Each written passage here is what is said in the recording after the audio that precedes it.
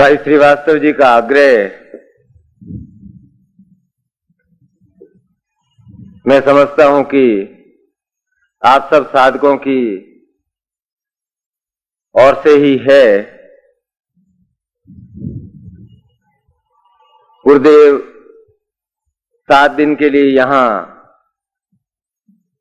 पधारे हैं और इन 7 दिनों में हमें जो कुछ प्राप्त करने की इच्छा है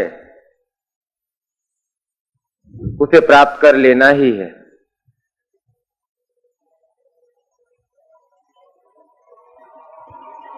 इसके लिए मुझे रामचरितमानस का एक प्रसंग याद आता है।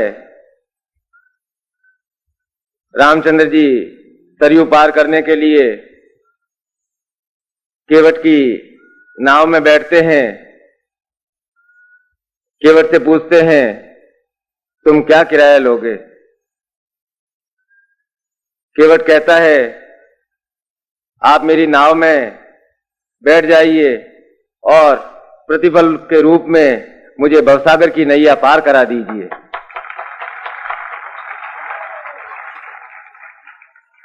जब तक ये भाव, ये संकल्प नहीं आएगा तब तक कुछ प्राप्ति भी नहीं हो सकती है।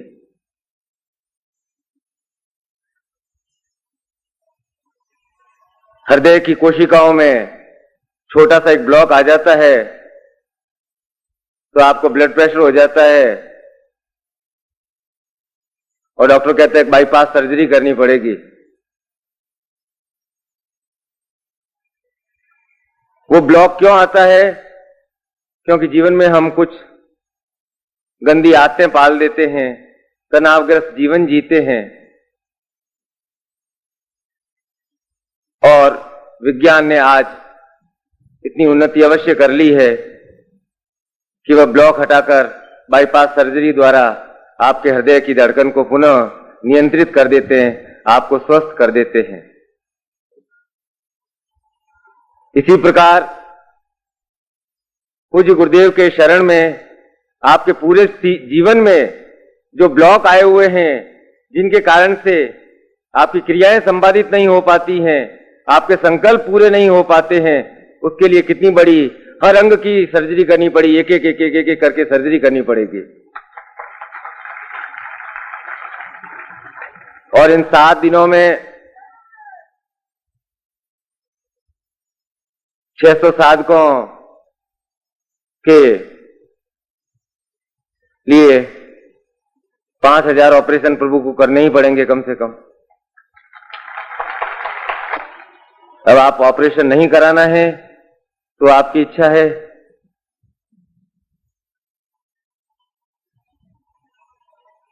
इसलिए निर्णय तो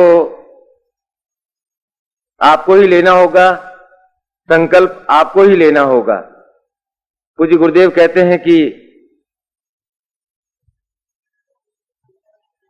तुम याचक मत बनो, उपासक बनो, स्नेच करो।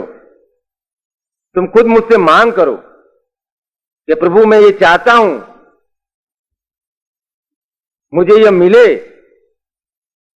किस प्रकार से वो देंगे ये उनकी इच्छा पर निर्भर करता है, लेकिन संकल्प शक्ति तो आपकी होनी चाहिए। और जीवन में छोटे छोटे संकल्प मत लें, छोटी छोटी इच्छाएं भी नहीं रखें।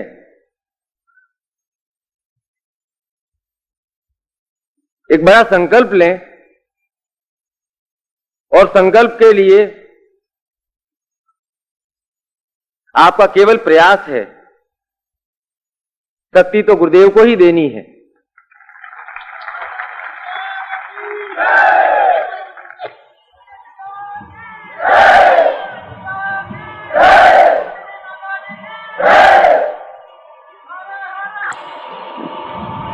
अभी यदि मेरी घड़ी में 20 तारीख के 12:26 हुए हैं, तो अब आज से 50,000 साल बाद भी यह क्षण वापस नहीं आ सकता है। जो क्षण बीत गया वह बीत गया, आप चाहे कितना ही प्रयास कर लें।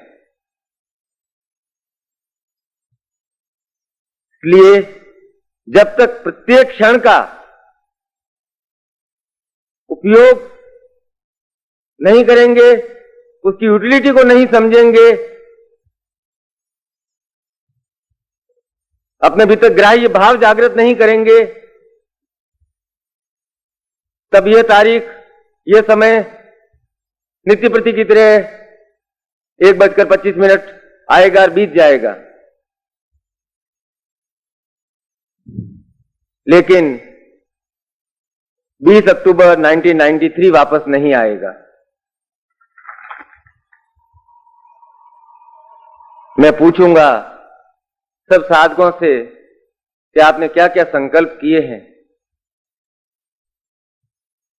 तो बड़े ही छोटे छोटे संकल्प लेते हैं, बड़ा विचार आता है।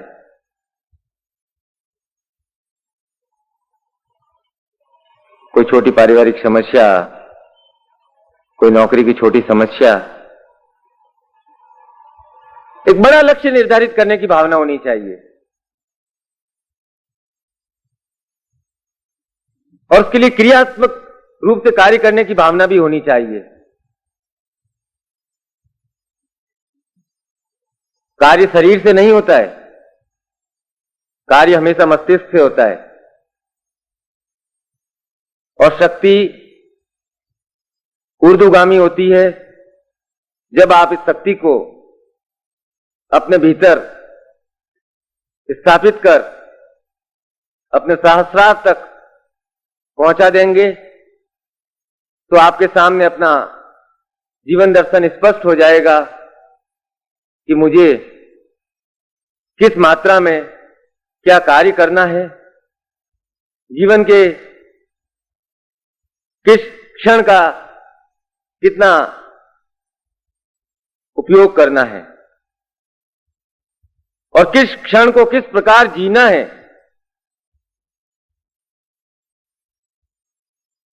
अब मैं सिर्फ एक अंतिम प्रश्न ही करूंगा। जो साधक पूज्य गुरुदेव के चरणों में आज के इस विशिष्ट प्रयोग के लिए निवेदन करना चाहते हैं, वे सब अपने स्थान से खड़े हो जाएं, तभी मैं उनसे विनती कर सकूंगा, नहीं तो मैं नहीं कर सकूंगा।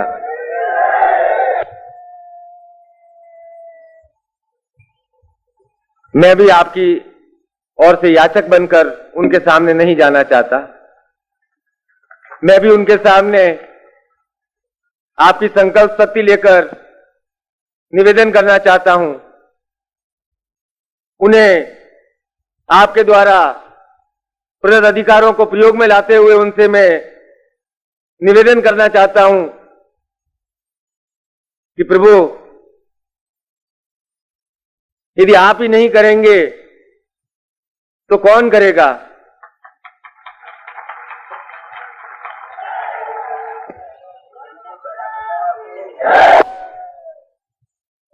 हे गुरुदेव, मैं जानता हूं कि आपके इन शिष्यों की लिमिटेशन है। प्रत्येक शिष्य आपके पास जोधपुर नहीं आ सकता है, दिल्ली नहीं आ सकता है।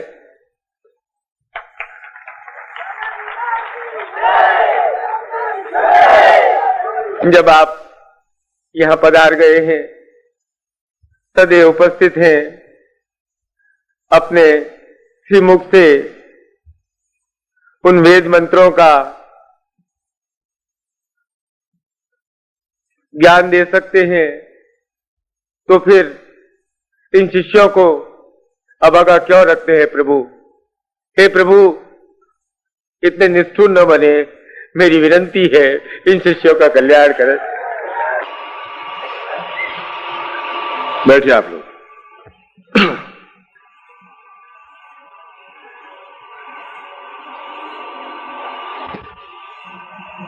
अपना प्रवचन प्रारंभ करने से पूर्व आप लोग और श्रीवास्तव और नंद किशोर निर्मोही ये सब जो भाव विभल हो रहे हैं, उसके पीछे दो कारण हैं। एक कारण तो यह है कि कल शाम को जब श्रीवास्तव आया था आज के कार्यक्रम की रूपरेखा लेने के लिए कि क्या करें कैसे करें, और कुछ और प्रयोग वो चाहता था कि ये प्रयोग भी आप इस शिविर में संपन्न करवा दें, तो शायद मैं किसी और पॉइंट पे था या क्रोध में था या किसी, मैंने इनको झड़क करके मना कर दिया था कि मैं ये प्रयोग कल संपन्न नहीं करवाऊंगा, ये मैं होगा नहीं, मैं करूंगा भी नहीं।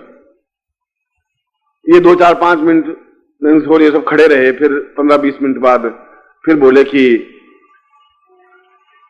कोई भी प्रयोग अपने आप में आप दोबारा समय नहीं देते हैं, और ये अपने आप में अगर महत्वपूर्ण प्रयोग है, पत्रिका में कोई भी बात गलत प्रकाशित होती ही नहीं है, और कल का दिन पंचमी दिन है, तो आज इस प्रयोग को संपन्न करवा दें।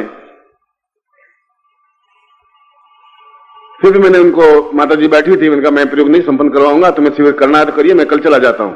मैं ऐसा, जिन शिष्यों में कोई ऐसी भावनाएं नहीं बन देखता हूं, तो मैं ऐसा प्रयोग नहीं संपन्न करवा सकता। ये तो एक भावना की उद्रेकता है, और इसके अलावा भी 50 प्रयोग और हैं, सैकड़ों प्रयोग हैं, कोई भी प्रयोग संपन्न करवा देंगे आप।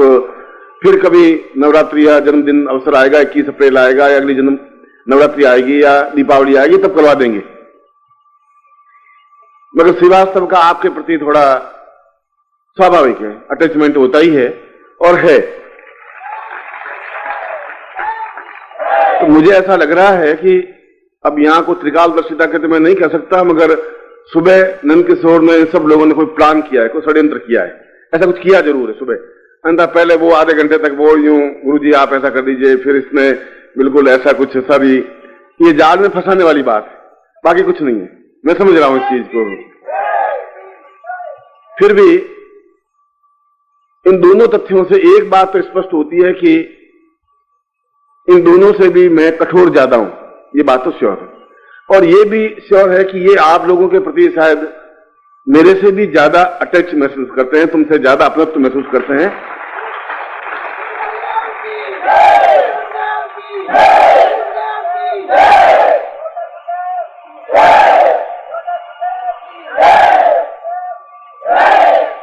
क्योंकि नंद किशोर की आंखों में आंसू ऐसे कम देखता हूं, ऐसा वो ज्यादा भाव विभल होता नहीं है, और एक गुरु को भाव विभल होना भी नहीं चाहिए। उसको बड़े कठोर निर्णय लेने पड़ते हैं और कई स्थितियां लेनी पड़ती हैं। फिर भी तुम लोगों ने क्या सोचा, किस तरीके से सारा प्लान किया, मगर अच्छे के लिए किया होगा, अच्छे के लिए किया है। अगर भवितव्यता यही है, काल का निर्णय यही है, ऐसा ही ये चिंतन क्षण चाहता है कि ऐसा प्रयोग संपन्न हो, तो मैं करवाऊंगा, इसमें ऐसी कोई बड़ी बात नहीं है। और ये भी मालूम पड़ गया कि ये दो ही नहीं है, आप लोग भी में शामिल हैं, ये बात भी पक्की हो गई। सारा खेल, सब तमाशा बिल्कुल जुड़ा हुआ है पूरा।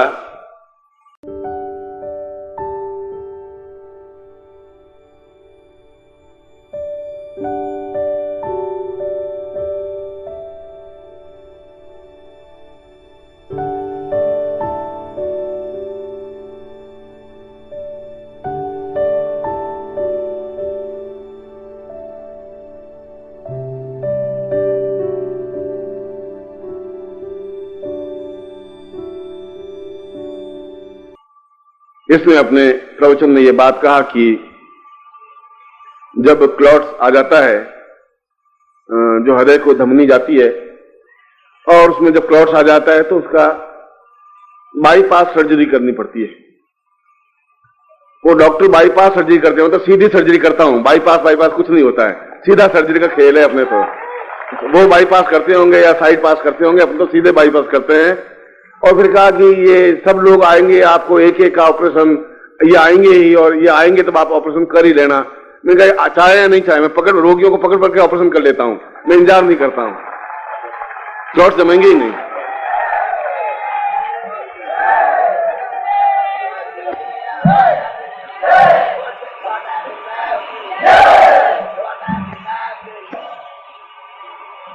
ये तो हृदय की धड़कन का सवाल है। आपकी हृदय की धड़कन बराबर बनाए रखनी है, क्योंकि गुरु और शिष्य का संबंध धड़कनों से ही होता है और शरीर से या और किसी चीज से होता ही नहीं। और जब गुरु आते हैं तो उनके पैरों के नीचे बिछाने के लिए कपड़े या पुष्प नहीं बिछाए जाते हैं, अपने प्राणों की धड़कन बिछाई जाती है, जिसके ऊपर पांव रखते हुए आते हैं वो।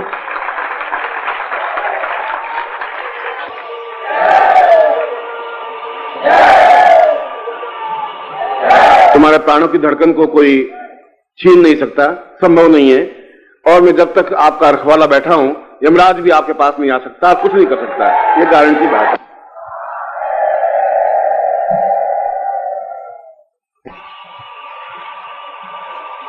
मैं इसमें कोई प्रगल्भता और या अहम मान्यता, अपना अहंकार मैं कभी प्रदर्शित नहीं करता हूं। गर्व है, इसको मैं डंके की चोट पर सब दुनिया को कहता हूं और मैं थोड़ा तीक्ष्ण बोल लेता हूं। और गुरु के लिए जरूरी है कि शिष्य की प्रशंसा नहीं करे, चापलूसी नहीं करे, उसकी जी जूर नहीं करे, उसके मीठा नहीं बोले।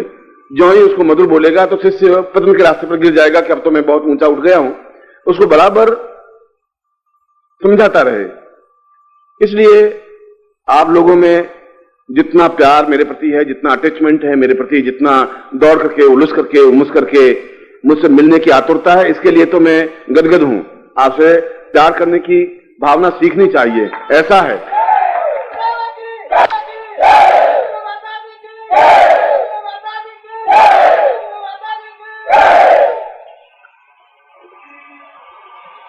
मगर मैं अगर तुम्हारे जैसे शिष्य अपनी सब न्यूनताओं को लिए हुए भी इतनी अधिक प्राणों से प्यार करने वाले आप लोग शिष्य हैं, तो मेरे जैसा गुरु भी आपको जीवन में नहीं मिल पाएगा। ये बात भी आप गारंटी समझें।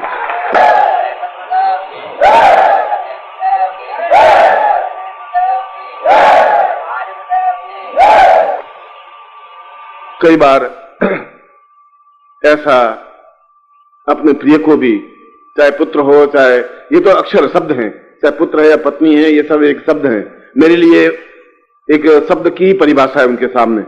एक गृहस्थ हूं तो एक कर्तव्य है मेरे, अपने पत्नी के प्रति भी, अपने पुत्र के प्रति भी, परिवार के प्रति भी, क्योंकि मैं गृहस्थ हूं। मगर मन से कभी इतना मैं अनुरक्त नहीं रखता हूं। ठीक है, मुझे जो जीवन के कर्तव्य, सन्यासी जीवन के जो कर्तव्य थे, तो मैं कर्तव्य निभाए बहुत उद्दंडता के साथ, मस्ती के साथ और बिना हिचकिचाहट के साथ। और गृहस्थ जीवन के भी जो एडजस्टमेंट हैं वो मुझे करने ही पड़ेंगे, मगर कभी भी समझौतों से और घटियापन से मैं समझौते नहीं करता हूं। मैं इस बात की चिंता भी नहीं करता हूं कि कोई क्या करेगा या क्या नहीं करेगा। एक बात तो निश्चित रूप से है कि समय से पहले मुझे कोई सिद्धाश्रम बुला नहीं सकता, और उन लोगों के हाथ में है नहीं कि मुझे यहां से भेजे या सिद्धाश्रम भेज दे, उनके बस की बात नहीं है। यह तो मेरी क्षमता है कि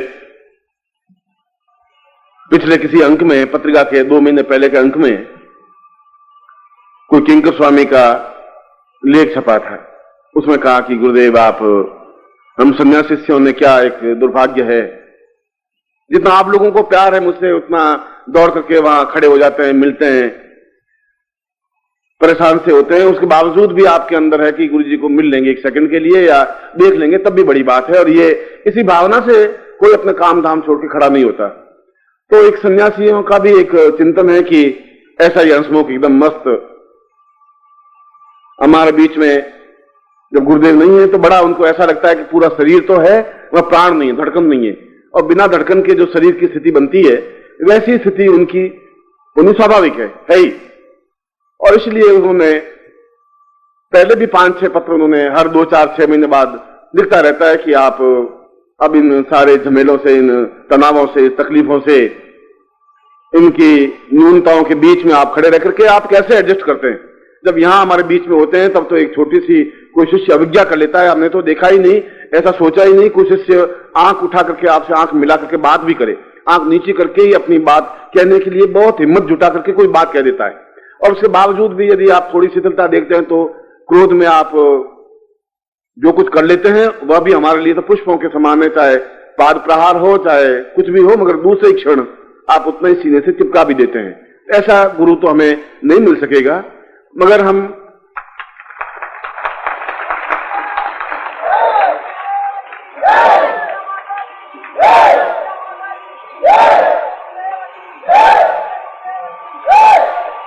क्या करें? क्या हम जीवन भर इसी प्रकार से तड़पते रहेंगे? क्या आप गृह शिष्यों के बीच में बैठे ही रहेंगे?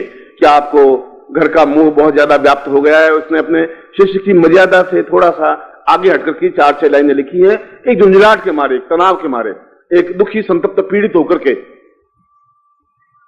और उस पत्र की प्रतिक्रिया ये हुई है कि मैंने जो जोधपुर में पत्र आते हैं आपके, उन पत्रों की डाक रोज 1000, 1200, 1500, 2000 होने लग गई। और वे वहां के जो साधक के शिष्य हैं, काम करने वाले, परेशान होने लगे कि सब में एक ही आग्रह कि आप ये क्या निर्णय ले लिया, आपने पत्रिका में क्या छाप दिया, ऐसा आप नहीं करेंगे। जहां भी मैं गया हूं, चाहे दिल्ली हो, उनकी आंखें भीगी रहती हैं, बहुत व्याकुल और बड़े परेशान से रहते हैं, बड़े चिंतित रहते हैं। और हर समय उनकी आंखों में ढूंढता रहता हूं, ऐसा लगता है कि जैसे वो मन ही मन आशंकित है कि इस आदमी का कोई भरोसा नहीं है, कभी गमछा डाला कंधे पर और पीठ फेर करके निकल जाएगा और निर्णय कर लेगा कि अब मैं जा रहा हूं।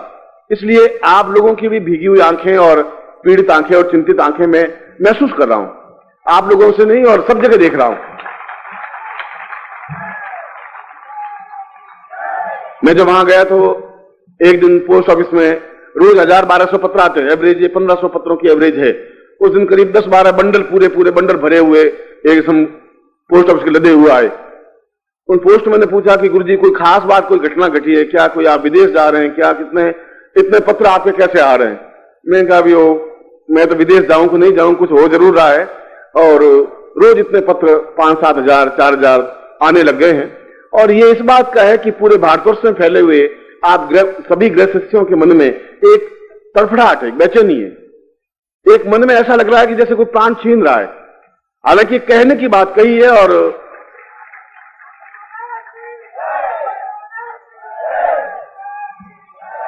उस कल्पना मात्र से ही जो आपकी मैं विफलता देख रहा हूं, मैं अनुभव कर रहा हूं। जिंदगी बहुत जी मैंने, और बड़ी लंबी उम्र जी है, और जीवन भर मैंने मनुष्यों को देखा है, परखा है, शिष्यों को देखा है, जीवन ऐसा ही बीता है। मैं उनकी भावनाओं को कहे या नहीं कहे, मैं उनकी आंखों की कोर से समझ लेता हूं। और जितने आप चिंतित और पीड़ित हैं, शायद उससे ज्यादा पीड़ित माता जी हैं, बहुत विफल देखा होता है। और सिर्फ 4 महीने बाद अब चेहरा देखा होता तो आपको मालूम पड़ेगा कि चेहरा जैसे सूख सा रहा है, बड़ा दुर्बलता सा लग रहा है, आंखें। और कई बार कहा भी है कि क्या ऐसा निर्णय ले ही लिया है? मैंने कहा मैं कुछ कह नहीं सकता कि क्या होगा, क्योंकि जो कुछ होगा नियंत्रण की जो स्थिति होगी वह होगा ही। मगर वो भी जानती है कि आदमी बहुत जिद्दी है, इसको समझाने से कुछ समझेंगे नहीं। वही विफलता उसमें भी है, यही विफलता नंदू में भी है, यही विफलता घर के प्राणियों में भी है, और शिष्यों में भी, साधिकाओं में भी है, जो जुड़े हुए हैं। सब आंख की कोरों से ही बोले हैं, उनके आंसुओं से लिखी हुई भाषा में पढ़ रहा हूं। निरंतर वे ऐसा बोल रहे हैं, और मैं समझ रहा हूं इस चीज को कि वास्तव में आप लोगों के मन में मेरे प्रति एक बहुत गहरा भाव है। ऐसा कि एक सूनापन सा हो जाएगा, लगेगा कि सब कुछ है और अब कुछ नहीं है, ऐसी भावना आ जाएगी। एक मन में वे जो क्षण मेरे साथ आपके व्यतीत हुए वही एक स्मृतियां रहेगी, वो एक यादगार सी रह जाएगी। मगर फिर भी सिद्धाश्रम के चाहे 200 साल 2000 साल पुराने शिष्य हो, या सन्यासी हो, चाहे कोई भी हो, चाहे विधाता हो, चाहे यमराज हो, चाहे गुरुदेव भी हो, मेरी इच्छा के जबरदस्ती कोई छीन नहीं सकता मुझे, संभव नहीं बुला सके सिद्धाश्रम में। खैर, ये तो आपके मेरे एक प्यार की भाषा के शब्द हैं, और इसीलिए इन चिंतन को, जैसा कि कल मैंने बताया कि मैं जब बहुत कठोर हो गया, मैं ऐसा प्रयोग संपन्न नहीं करवाऊंगा, मेरे लिए संभव नहीं है। आप क्यों नहीं करवाएंगे? मैं क्यों नहीं करूंगा, इसका कोई अर्थ नहीं है। जब उनमें भावना होगी नहीं, जब उसका कोई लाभ उठा नहीं पाए, तो मैं ऐसा सूखा गला और इस प्रकार का दुर्लभ प्रयोग मैं संपन्न नहीं करवा सकता हूं, संभव नहीं है। कोई प्रयोग मैं नहीं संभव कराऊंगा। जब वो समझे ही नहीं, जब मेरे जीवन के चिंतन को नहीं समझ पाएंगे, तो कोई फायदा नहीं है। फिर भी उनके मन में एक तनाव साथ रात भर रहा होगा। सुबह भी उनके मन में ऐसी भावना रही होगी। सुबह भी 2 बार ये सब लोग आए भी, मुझे कह नहीं पाए। सुबह कहा तो कुछ नहीं, पर 2 बार कुछ खड़े हुए, बैठे रहे। मैंने कहा क्या बात है, कुछ बोल रहे हो? तो नहीं गुरुजी, ठीक है, जैसा आप वो सोच रहे हैं तो आप सही सोचना, जो आप वहां बोले हैं तो थोड़ा सा मैं सोच रहा था मेरा क्या बोलना है, क्या मैं समझ नहीं पा रहा था। तो नहीं गुरुजी सब ठीक हो जाएगा, मैं आज 5-7 मिनट बोलूंगा। मैं तुम रोज बोलते हो, बोलने के अलावा तुम करते ही नहीं हो, बोलते रहिए, या तो इनको समझाएगा उसको समझाएगा, माइक पे बोलेगा, और फिर भी जो कुछ होगा वो आपके अच्छे भाग्य की बात है, अच्छे सौभाग्य की बात है। और मैं तो कल भी आपको कोई गुरु ऐसा नहीं कहता, मैं तो ये कहता हूं कि आप स्नैच्ड, आप छीनिए जो कुछ मुझ में ज्ञान है, जो मुझ चिंतन अगर है, और नहीं है तो कोई बात नहीं। ज्ञान छीन सकते हैं आप, मेरा प्यार छीन सकते हैं, अपने हृदय की धड़कनों को अपने हृदय में छीन करके रख सकते हैं, मेरे जीवन की छवि को अपने जीवन में रख सकते हैं, कुछ भी जो कुछ मेरा है वो सब आपका है, मेरे अपने पास कुछ है ही नहीं, मेरा कोई अस्तित्व ही नहीं है। उनका प्रयोग है और कराएंगे। कल भी मैंने बताया था कि इन चर्म चक्षुओं के माध्यम से भी हम उस शाश्वत सिद्धियों को प्राप्त कर सकते हैं जो इंद्र की सिद्धियां हैं, और इंद्र तो देवताओं का राजा कहलाता है। और मैंने जैसा बताया कि मैं अपने विचारधाराओं से बड़ा ही सख्त रहता हूं। अभी कुछ दिनों पहले, करीब 2 महीने पहले, ये तो शास्त्री जी मुझे बहुत प्रिय हैं और अपना सब कुछ त्याग करके एक प्रोफेसर संस्कृत के आचार्य रहे हैं और सेवा में हैं, अपना सब कुछ, मतलब इनको त्याग शास्त्री जी कहते हैं, शास्त्री परिभाषा है, शास्त्री एक डिग्री है बीए के आसपास की, और शास्त्री के बाद में आचार्य डिग्री होती है। एक और वहां स्कूल में एक छोटे से शास्त्री थे जो भूल चूक से उन्होंने शास्त्री परीक्षा पास कर दी थी, और एक प्राइमरी स्कूल में अध्यापक, वो वहां आए कि आप मेरा नाम जानते हैं। मैंने कहा मुझे कोई जरूरत नहीं आपका नाम जानने की, कि आप क्या हैं, मैं काहे के लिए आपका नाम जानूं, ऐसा क्या है। तो उन्होंने कहा कि मैं शास्त्री हूं। मैं शास्त्र की परिभाषा क्या है, जिसको कुछ भी ज्ञान नहीं होता है वो शास्त्री होता है, उसमें तुम्हें कोई बहुत बड़ीपन बात नहीं है। ऐसे सैकड़ों हजारों शास्त्री हैं जो यहां प्राइमरी स्कूल में अध्यापक बने रहते हैं और रोटियों को जुगाड़ करते हैं, इसमें तुम्हें कोई बहुत बहादुर सुखाव के पर्व नहीं है। तो थोड़ा सा उनको ऐसा बात तो कड़वी लगती है, क्योंकि उन्होंने मधुर बात सुनने के लिए आए होंगे वो, क्योंकि मैं आपके यहां काम करना चाहता हूं। मेरे यहां काम कुछ है ही नहीं, और तुम कुछ काम कर भी नहीं सकते, क्योंकि तुम्हें कोई योग्यता ही नहीं, लक्षण है ही नहीं। और शास्त्री परीक्षा पास कर देने से या आचार्य परीक्षा पास कर देने से और गधे को श्रृंगार कर देने से घोड़ा तो नहीं बन जाएगा, वो हाथी तो नहीं बनेगा, गधा तो गधा ही रहेगा। और मैं तो आपको उससे ज्यादा मैं तो दे नहीं रहा हूं, मुझे ऐसा ही लग रहा है, आपकी बातचीत से कुछ ऐसा ही लग रहा है। तो बड़े ही खिन्न से हुए और कहा कि फिर भी मैं सुबह शाम तो आऊंगा ही। तुम आ सकते हो, नीचे बैठ सकते हो, मुझे इसमें कोई आपत्ति नहीं है। 5-7 दिन आए, फिर एक दिन और फिर मुझे मिले कि आप मेरी विद्वत्ता को जानते नहीं है। मैंने कहा मैं आपकी विद्वत्ता को जानता हूं।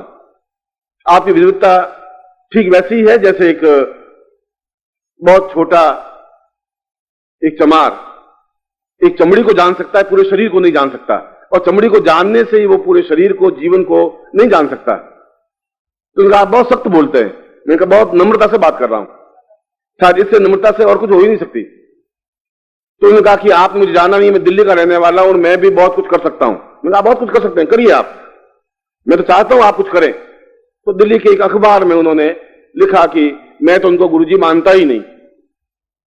एक किसी ने मुझे कटिंग ला करके दी और नीचे उनका नाम लिखा हुआ शास्त्री।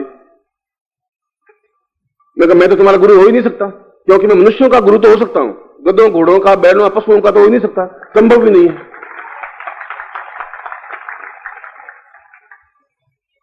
उन्होंने कहा कि आप दिल्ली को नहीं जानते। मैं दिल्ली को जानता हूं, दिल्ली में रहता हूं अब मैं, पहले दिल्ली को नहीं जानता था, मगर अब मैं दिल्ली को जानता हूं। उन्होंने कहा कि आप जान रखना कि मैं आपका हर बात पर विरोध करूंगा। मैं चाहता हूं कि तुम विरोध करो, क्योंकि कुछ दमखम होगा तो तुम विरोध करोगे। अगर मैं हाथी होऊंगा तो तुम कुत्ते बनोगे, भौंकोगे। मैं हाथी बनूंगा नहीं, भौंकोगे कहां से? इसलिए मैं चाहता हूं तुम श्वान बने रहो, तुम भौंकते रहो, और मुझे इसमें कोई गम नहीं है, कोई अफसोस नहीं है। उनको थोड़ा सा बुरा लगा। फिर पानीपत का शिविर हुआ तो पानीपत में एक उन्होंने कहा कि शिविर तो बहुत अच्छा है, शिष्य बहुत समर्पित हैं, मगर यहां पर मंत्र का अर्थ क्या होता है ये संस्कृत की परिभाषा के अलग है। मगर संस्कृत तो आप जैसे छोटे मोटे लोगों ने संस्कृत सीखी होगी, मैंने संस्कृत का निर्माण किया है, तुम सीख रहे हो, मैं निर्माण करता हूं संस्कृत क्या चीज होती है, जिसमें संस्कार इति संस्कृत, जो संस्कारित होगा, जिसमें बोलने की चतुराई होगी, बोलने की बातचीत की तरीका होगा, शिष्टता होगी, मर्यादा होगी, और बड़ों के साथ में किस प्रकार व्यवहार करना चाहिए वह है, तो वह संस्कृत है। जो संस्कृत है वो संस्कृतज्ञ है, वो संस्कृति है। तो मैं है ही नहीं तो तुम संस्कृत नहीं जान सकते। और ऐसे तो लिखने से तो कोई भी 2-4 छोटा मोटा अखबार कुछ भी लिख देगा। मैं तो जिंदगी में हजारों आलोचनाएं हुई है, मैं तो चाहता हूं कि अभी 10,000 आलोचक हैं तो 15,000 आलोचक बने, 20,000 बने और 5 लाख बने, क्योंकि मैं कुछ हूं इसलिए आलोचक बनते हैं। यहां पर एक घासीराम हलवाई रहता है, बेचारा बहुत सीधा साधा, वो बहुत दुखी है, जो तुम्हें पड़ोस में रहता है। उनका गुरुजी कोई ऐसा कुछ नहीं हो सकता कि कोई मेरी आलोचना करे, ऐसा मेरा नाम ले। मैं कहा तुम कुछ है ही नहीं, घासीराम हलवाई की कौन आलोचना करेगा, न तेरा शत्रु होगा न मित्र होगा, तो कुछ है ही नहीं। कि गुरुजी मेरे यहां इनकम टैक्स कभी आती नहीं, मैं तेरे यहां काय के लिए आएगी, इनकम टैक्स तेरे आकर के करेगी भी क्या। तो घासीराम जी जैसे दुखी हैं, ऐसे और भी कई लोग दुखी और पीड़ित और संतापित हैं। तो आज वो उन्होंने एक यहाँ के अखबार में भाष्य में लिखा कि गुरुजी विद्वान